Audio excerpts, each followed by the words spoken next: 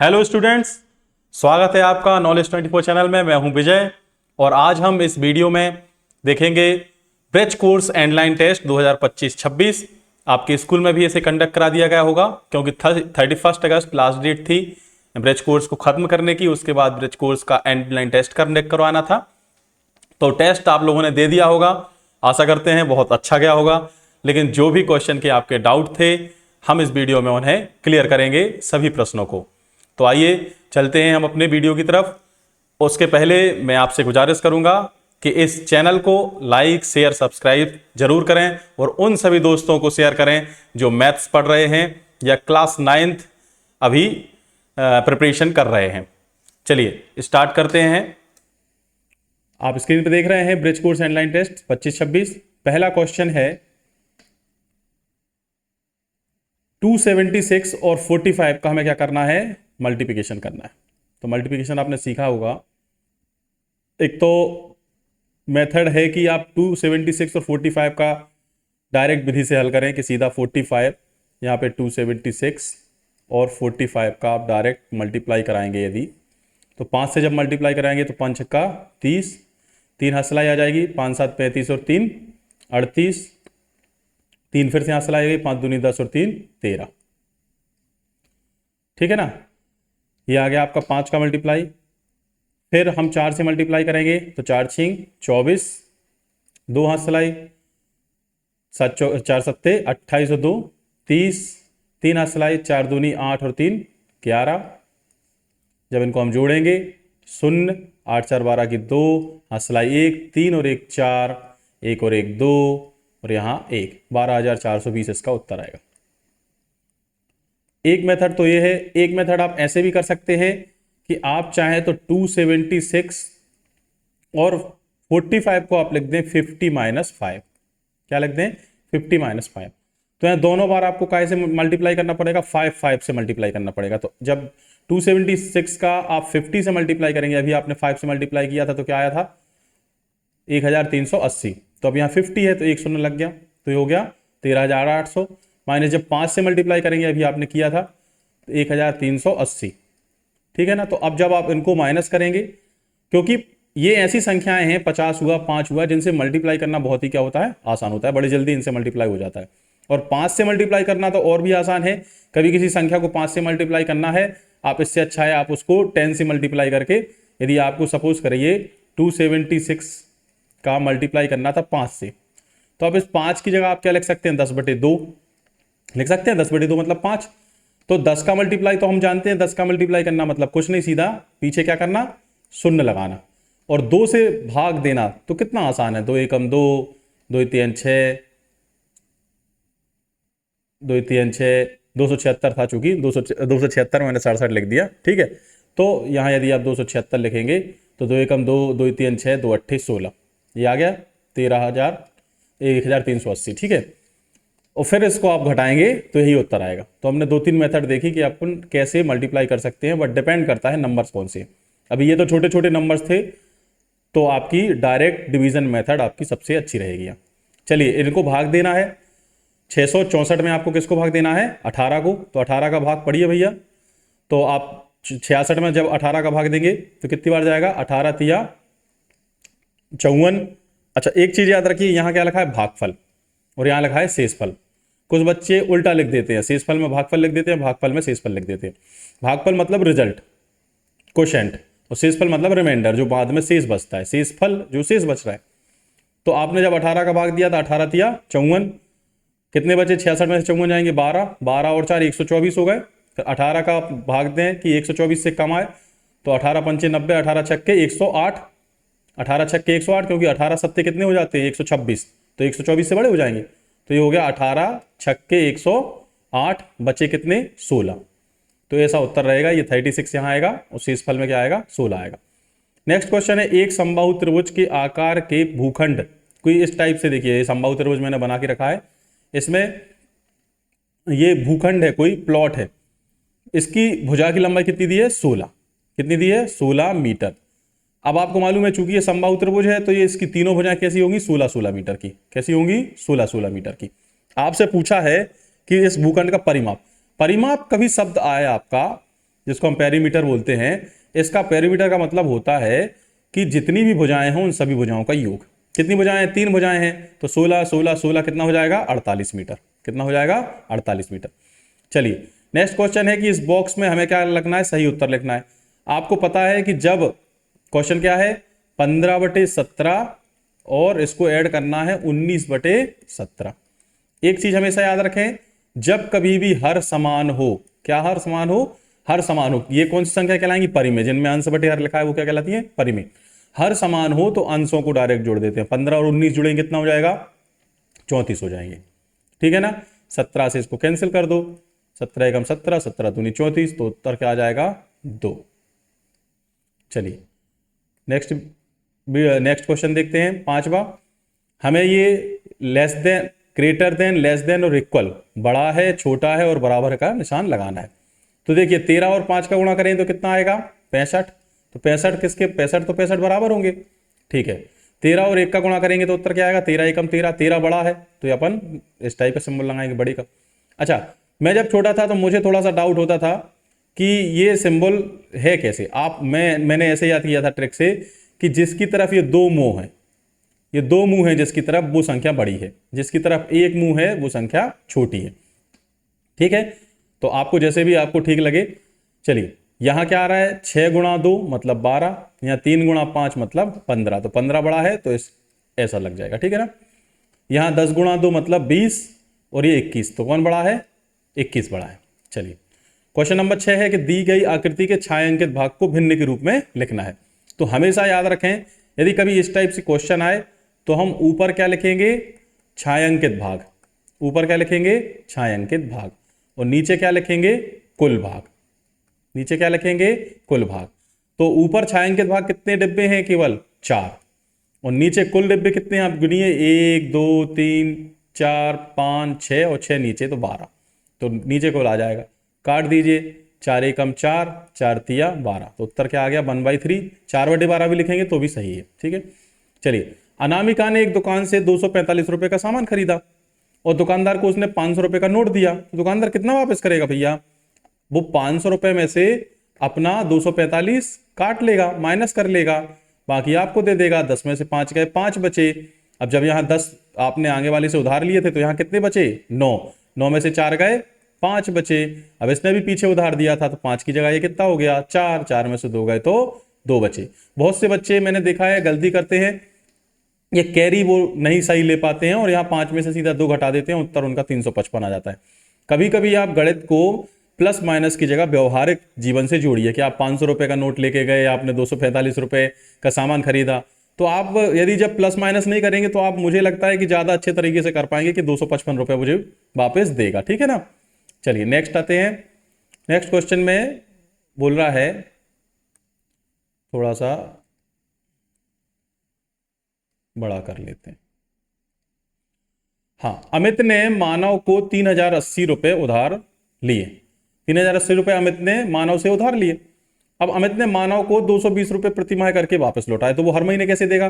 जैसे 3080 रुपए है, ठीक है ना, और वो 1 महीने दिए तो 220, फिर 220, ऐसे जब माइनस हो रहा है ना, तो माइनस जब होता है तो माइनस का मतलब होता है वो संख्या क्या करना है अपन को? बटे में करना है।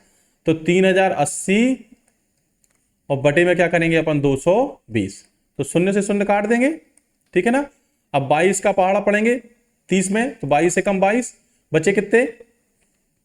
22 से कम 22 तो बचे 8। 8 और 8 88 हो गए, 22 चौके 88, मतलब उसको 14 महीने लगेंगे, 14 माह में वो कर्ज चुक जाएगा। चलिए नेक्स्ट क्वेश्चन है 3 दर्जन कॉपी। अब देखो थोड़ा सा घुमाया, 3 दर्जन कॉपी, 3 कॉपी नहीं बोली, 3 दर्जन। 1 दर्जन में कितना आता है? 12, तो 3 दर्जन में कितना आएगा?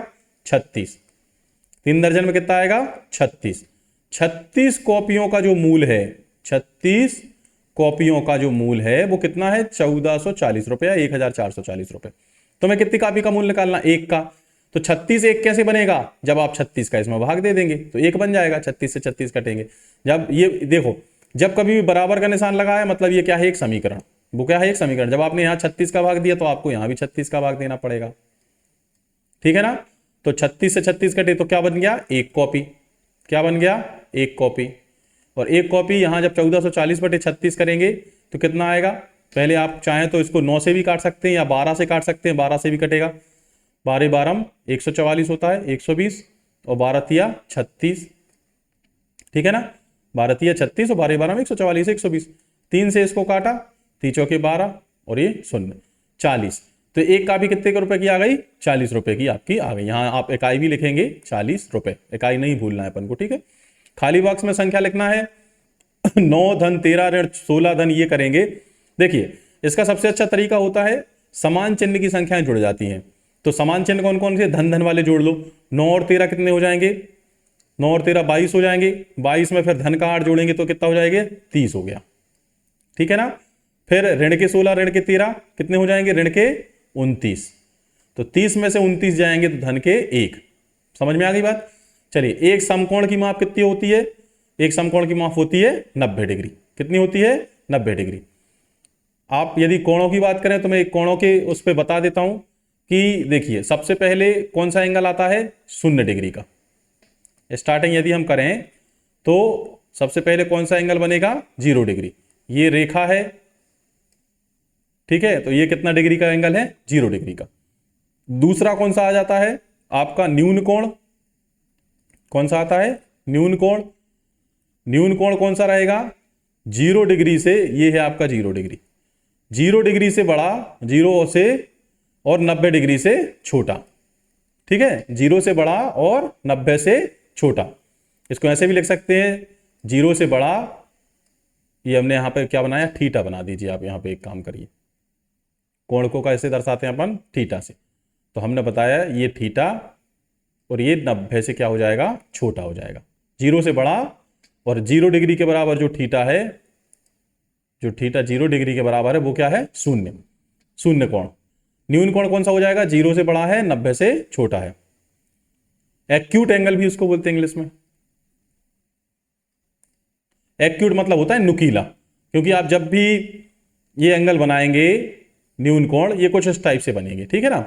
तो ये कैसे रहते हैं? नुकीले टाइप के, इसलिए एक्यूट एंगल इसको अपन बोलते हैं। उसके बाद समकोण आ जाएगा 90 डिग्री। क्या आ जाता है? समकोण। समकोण मतलब होता है राइट एंगल। क्या होता है? Right angle. और राइट एंगल मतलब क्या होता है? 90 डिग्री का कोण। बिल्कुल परपेंडिकुलर, एक दोनों रेखाएं कैसी हो जाएंगी? एक दूसरे के ऊपर लंबवत। समकोण के बाद 90 से बड़ा और 180 से जो छोटा होता है ऑब्ट्यूज एंगल बोलते हैं, मंद कोण भी बोलते हैं और अधिक कोण भी बोलते हैं। सामान्य भाषा में बोलते हैं अधिक कोण, ऑब्ट्यूज एंगल इसको बोलते हैं। ये कैसा रहेगा? थीटा का मान 90 डिग्री से बड़ा रहेगा।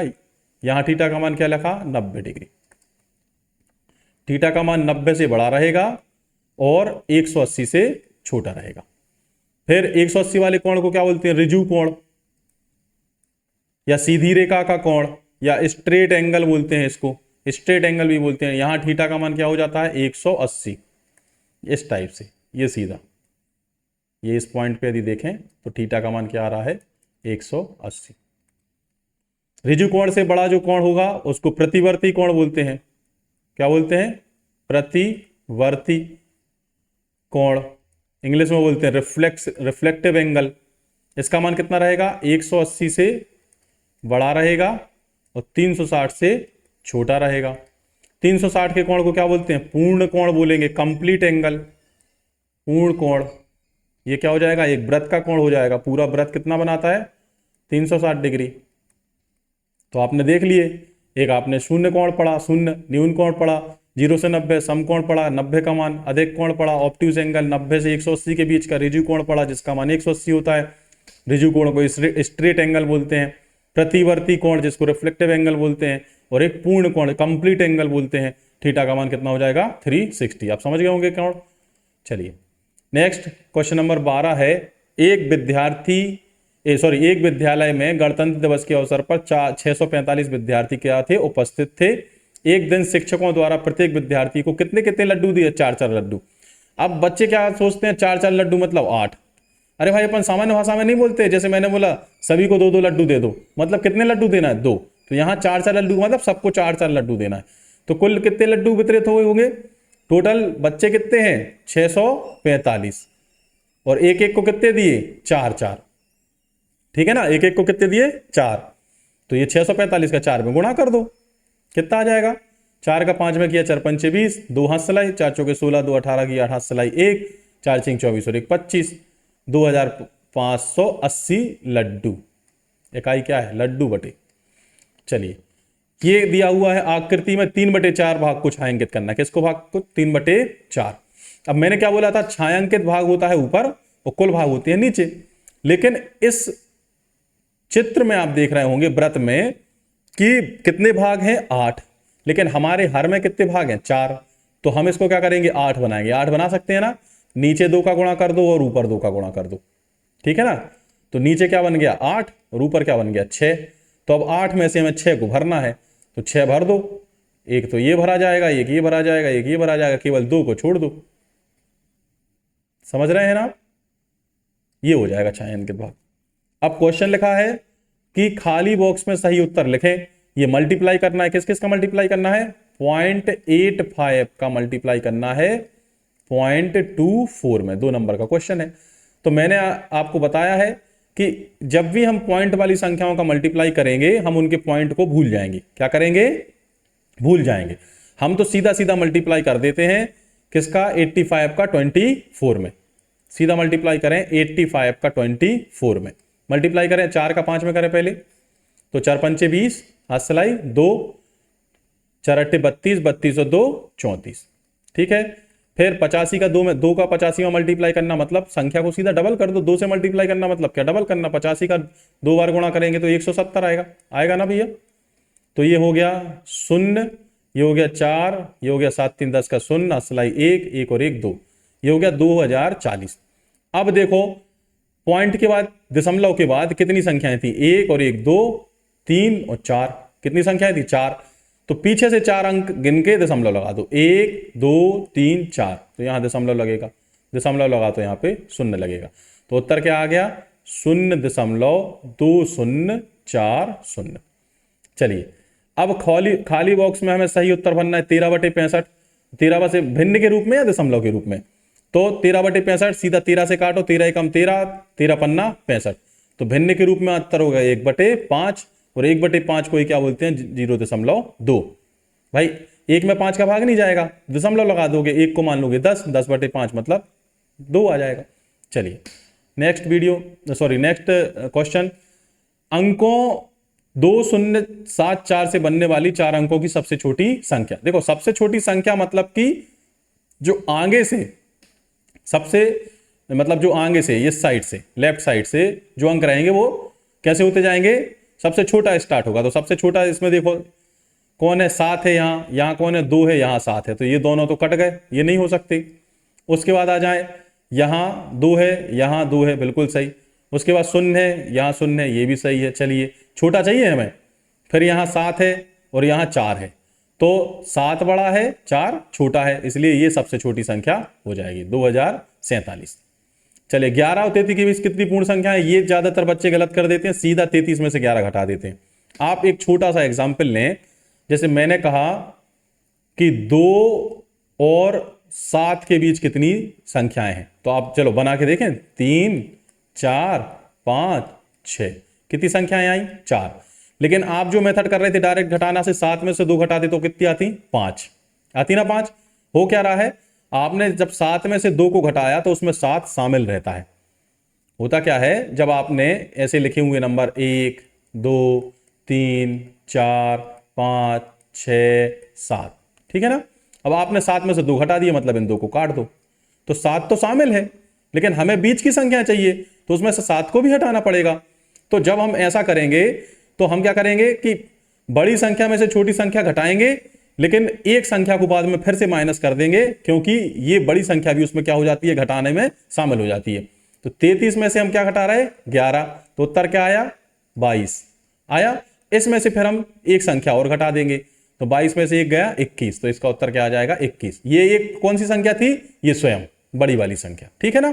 हमें इन दोनों संख्याओं को नहीं चाहिए, ना हमें 11 को चाहिए, ना हमें 33 को। तो 33 में से जब 11 घटाएंगे तो केवल ये संख्या और इसके पहले वाली सभी संख्याएं गायब हो जाएंगी, लेकिन ये संख्या तो रहेगी, इसलिए इसको भी हमें घटाना पड़ेगा। इसलिए बाद में हम क्या करते हैं? -1 करते हैं। संख्या 5 के प्रथम 4 गुणज। गुणज मतलब होता है मल्टीप्लायर। मल्टीप्लायर मतलब कि टेबल दुनिया, तो दुनिया पढ़े 5 एकम 5, 5 दूनी 10, 5 तेरी 15, 5 चौको 20, क्योंकि हमें कितने गुणक चाहिए थे 4, तो हमने लिख दिए। अब उन्होंने बोला एक व्रत बनाकर उसके अभ्यंतर भाग के अर्धभाग को छायांकित करिए, तो मैंने एक व्रत बना दिया, ये प्रकार से आप व्रत बना देंगे। चलो मैं इसके थोड़े से कुछ पार्ट बताऊं। ये जो अंदर का पार्ट होता है, अंदर के पार्ट को ही बोलते हैं अभ्यंतर। अंदर के पार्ट को ही क्या बोलते हैं? अभ्यंतर। अभ्यंतर मतलब होता है इंटीरियर, इंटीरियर पार्ट। बाहर वाले को बोल देते हैं एक्सटीरियर। इसको बोल देते हैं व्रत, जो इसकी परिधि है, ठीक है ना। तो अभ्यंतर के क्या करना है? आधे भाग को छायांकित करना है, तो आप इसके आधे भाग को क्या कर देंगे? ऐसा आधा भाग लिया आपने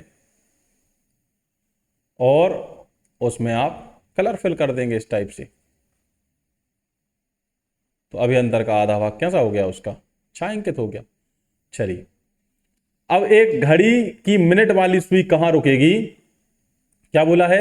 एक घड़ी की मिनट वाली सुई कहां रुकेगी यदि वह, अब सोचिए ये एक घड़ी है, ठीक है ना।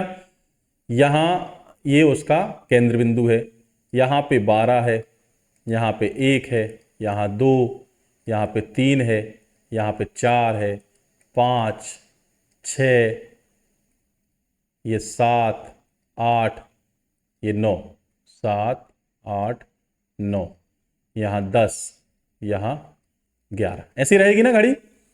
अब इसने बोला है कि घड़ी का जो मिनट की सुई है वो 2 से प्रारंभ हो रही, मतलब मिनट की सुई पहले कहां थी? यहां। मिनट की सुई कहां थी? यहां। अब 2 समकोण देखो, घड़ी में पूरे कोण, पूरे अंक कितने हैं? 12, और घड़ी होती है वृत्ताकार, ठीक है। घड़ी कैसी है? वृत्ताकार। तो 12 जो बिंदु हैं वो 360 डिग्री को बना रहे हैं। कितना बना रहे हैं? 360, ठीक है ना।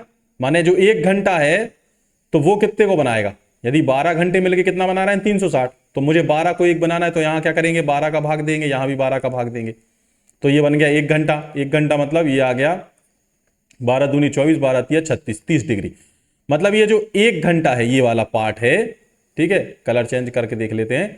मतलब जो ये वाला पार्ट है वो कितने घंटे का है? वो कितने डिग्री का है? 30। ये सब एक एक जो पार्ट है वो कितने कितने डिग्री के हैं? 30-30 डिग्री के हैं। चलिए, तो मुझे बताइए कि ये जब 2 से 2 समकोण घूम जाए, मतलब ये हो गया 30, ये 60, ये 90, एक समकोण हो गया, 90 डिग्री होता है समकोण। फिर ये 30, ये 60 और ये 90, तो ये कहां पहुंच जाएगा? 8 बजे। कहां पहुंच जाएगा? 8 बजे। या फिर कह सकते हैं कि 2 समकोण घूमना मतलब 180 डिग्री बनाना। तो 180 डिग्री बनाना मतलब जहां था उसके जस्ट अपोजिट, तो 2 का जस्ट अपोजिट घड़ी में क्या होता है? 8, तो इसलिए इसका उत्तर क्या हो जाएगा? 8 पर। चलिए नेक्स्ट देखें। संख्या रेखा पर 3 और ऋण 3 को दर्शाना है, तो सबसे पहले हम क्या बनाएंगे? संख्या रेखा। संख्या रेखा कैसी बनती है? ये आप इस टाइप से एक संख्या रेखा बनाएंगे। यहाँ 0 हो गया, ये 1, ये 2, ये 3, ये 4, ये 5, 1 2 3 4 5, ये आप स्केल से अच्छे से बनाएंगे, ठीक है। तो यहाँ हम क्या लिख देंगे? इनको जब नंबर देंगे तो बीच में हम सबसे पहले क्या दे देंगे? 0। तो जब हम दाएं साइड जाएंगे तो 1 2 3 4 5, इस साइड जाएंगे बाएं साइड -1 -2 -3 -4 -5, ठीक है ना। तो जब हम कहेंगे कि हमें क्या क्या चाहिए? +3, तो हम यहाँ पर +3 पे क्या लगा देंगे? एक तीर का निशान, और -3 तो हम यहाँ भी एक क्या लगा देंगे? तीर का निशान। तो +3 और -3 को हमने क्या कर दिया? दर्शा दिया। चलिए, संख्या 4/5 के तुल्य एक भिन्न लिखिए। तुल्य मतलब होता है इक्विवेलेंट। इक्विवेलेंट मतलब कि जैसे 4/5 लिखा है, इसमें मैंने ऊपर और नीचे 2 का मल्टीप्लाई कर दिया। काय का मल्टीप्लाई कर दिया? 2 का।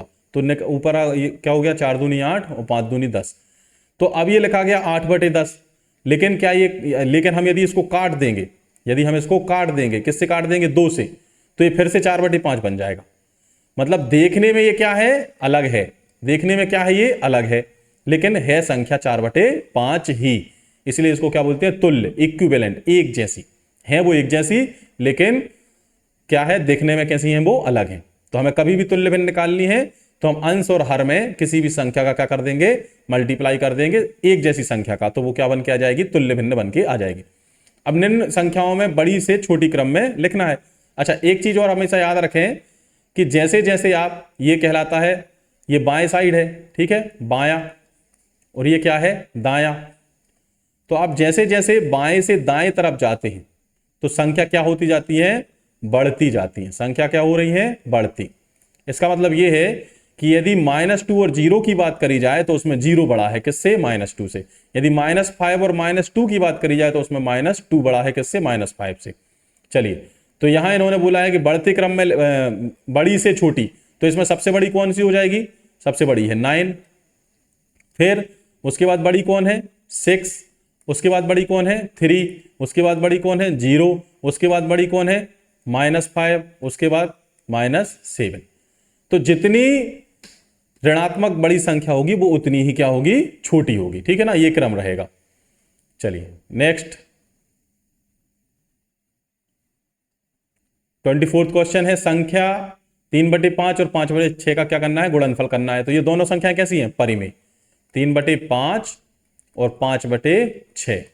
जब हम गुणा करें तो अंश का अंश में और हर का हर में, लेकिन अंश और हर कट भी सकते हैं, यदि एक जैसे हैं तो कट जाएंगे, ठीक है, या भाग जा रहा है तो कट जाएंगे। ये 5 से 5 काट दो, ये 6 से 6 एकम 6, सॉरी 3 एकम 3 और 3 दूनी 6 काट दो, तो ऊपर क्या बचा, यहां जब काटा था तो 1 आ गया था, ठीक है। 1 का मल्टीप्लाई 1 से किया तो 1, और 2 का मल्टीप्लाई 1 से किया तो 2, तो उत्तर क्या आ गया, 1/2।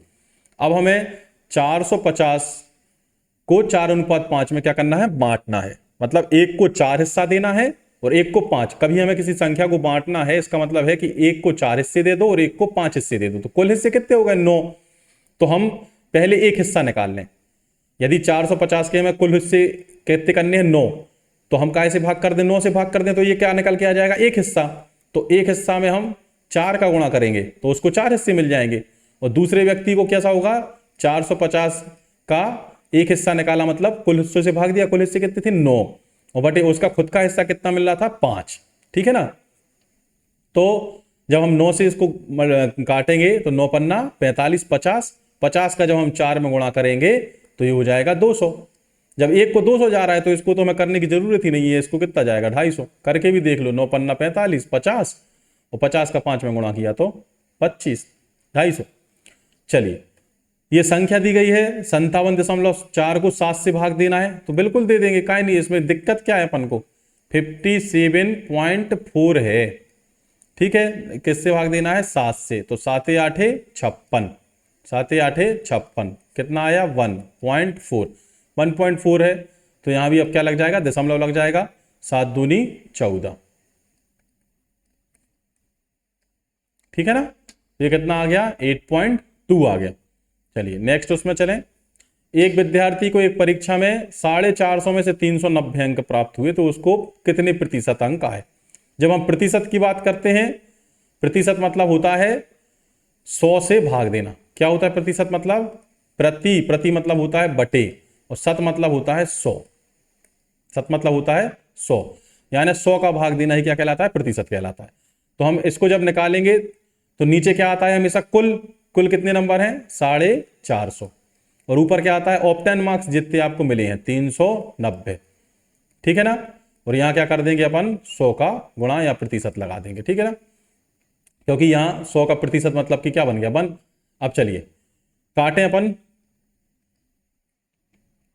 339/45 किससे कट जाएगा, 5 से इसको काटें, 5 नाम 45, और इसको काट दें 100 को, तो 5 बीसम 100, ये हो गया 20। अब 9 को काट दें इससे 39 को, तो ये आएगा 9 चौके 390/60 से 400, सही कर रहे हैं ना भैया, बिल्कुल सही कर रहे हैं। मल्टीप्लाई 100 भी किया है, सुन से सुन कट गया है। 5 नाम 45 और 5 बीसम 100, बिल्कुल सही है। हाँ चलिए, 2 का गुणा कर देते हैं पहले, चलिए 2 का गुणा कर देते हैं। 39 में 39 का 2 में गुणा करेंगे तो ये कितना हो जाएगा, 78। 39 दूनी 78, ये 780, 780/9, तो 9 8 72, 9 8 72 बचे 6, 60 हो गए। नोइचिंग चोंगन 86 हो गए, फिर 6 बचे नोइचिंग चोंगन, तो मतलब अब तो 6 बचेंगे, यानी 86.6 का बार इसका क्या आ जाएगा, आंसर आ जाएगा। चलिए अब बात हो रही है स्थानीय मान की। स्थानीय मान मतलब देखो ये क्या है, इकाई, ये क्या है इकाई, इकाई का मतलब होता है एक का इसके साथ गुणा हो रहा है। ये क्या है दहाई, दहाई का मतलब होता है 10, 10 का गुणा हो रहा है। ये क्या है सैकड़ा, सैकड़ा मतलब होता है 100 का गुणा हो रहा है। ये क्या है हजार, मतलब 1000 का गुणा हो रहा है। ये इनकी प्लेस है, प्लेसों के ये क्या है नाम है। तो इन्होंने पूछा है 2 और 5 की बताना है, तो 2 किस स्थान पर है, सैकड़ा के, तो इसलिए इसमें 2 में क्या में गुणा हो जाएगा 100, तो ये क्या बन गया 200। स्थानीय मान क्या है इसका 200। 5 कहां पे लिखा हुआ है दहाई के स्थान पे, तो इसमें गुणा काय का होगा 10 का, तो ये क्या बन गया 50। समझ में आ गई बात। चलिए अब इन्होंने बोला है कि एक आयत की लंबाई और चौड़ाई, आयत किस टाइप से होगा, देखिए एक आध आयत मुझे मिल जाए, ठीक है ये आयत है, बहुत बड़ा बन गया है, इसको अपन छोटा कर लेते हैं।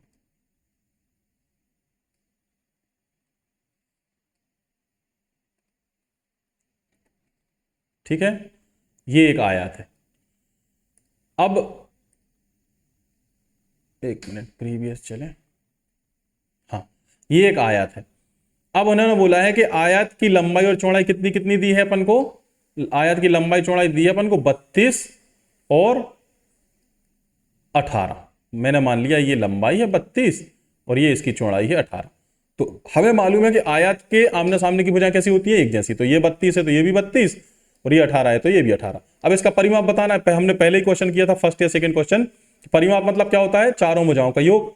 तो ये क्या हो जाएगा चारों भुजाओं का योग, इन दोनों को जोड़ दो और 2 से मल्टीप्लाई कर दो, क्योंकि वो 2 बार लिखी हुई है। 32 और 18 कितना हो जाएगा, 32 और 18 50, 50 का दो बार है ना 50, 50 ये भी 32 18 है, 50 और 50 100, तो परिमाप क्या आ जाएगा 100। यूनिट क्या है, जो इनकी यूनिट थी सेंटीमीटर। चलिए अब ये क्वेश्चन लिखा हुआ है कि संख्या बाई को 3 से गुणा करना, 3 से गुणा करना मतलब 3 से लो बाई को गुणा कर दिया 3y आ गया, उसमें संख्या 5 को घटाना, लो इसमें से 5 घटा दिए 3y माइनस 5, ये क्या आ गया एक बीजीय व्यंजक आ गया, बस बात खत्म हो गई, 2 नंबर कम मिल गए इसमें 3y माइनस 5। संख्या बाई को 3 से गुणा करना था तो 3 से गुणा कर दिया, उसमें से 5 को घटा दिया तो -5 कर दिया, तो ये क्या आ गया बीजीय व्यंजक आ गया 3y माइनस 5। तो आपका ये पूरा टेस्ट कंप्लीट हो गया है। और ऐसे ही आपको वीडियो को मूवीज की तरह नहीं देखना है, ये जो पूरा अपन ने हल किया हुआ है इसको आप अपनी कॉपी में बाकायदा प्रश्नों के साथ नोट करें, क्योंकि जो आपका क्वार्टरली तिमाही एग्जाम होगा क्लास 9th का, उसमें 60% जो वेटेज है, तो 60% वेटेज आपका ब्रिज कोर्स का रखा गया है। तो हो सकता है कि इसमें से ही आपके 5-7 क्वेश्चन इसमें से ही डायरेक्ट पूछ लिए जाएं। तो यदि आपको ये वीडियो अच्छा लगा है तो आप इसे लाइक शेयर सब्सक्राइब जरूर करें। Thank you.